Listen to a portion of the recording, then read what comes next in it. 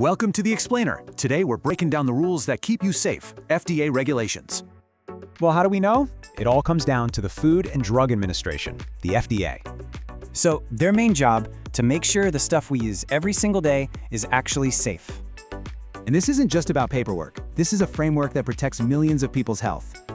Okay, so how does this all work? Let's take a look inside their official rule book. You'll see these codes, like 21 CFR Part 11. So what on earth does that mean?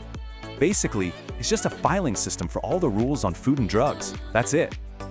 All right, to make this easier, let's group these rules into two main buckets. First up, You've got Part 211 for drugs and Part 820 for devices. The goal is the same though.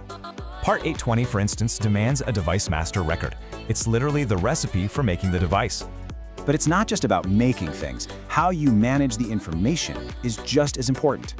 You see this stuff all the time at the grocery store. That nutrition label? Yep, that's the FDA. and the detail is pretty amazing. Even how the net weight is displayed is strictly regulated. And now that everything's digital, Part 11 is key. It makes electronic data as trustworthy as pen and paper.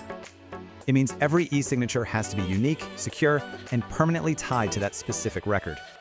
So what's the big deal? What actually happens when companies don't follow these rules?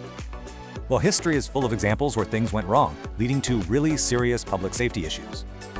The fallout can be huge, from massive recalls to completely destroying a company's reputation. But look at it this way, getting it right isn't just about following rules, it builds trust. And these rules aren't set in stone. They're always changing to keep up with technology and the world.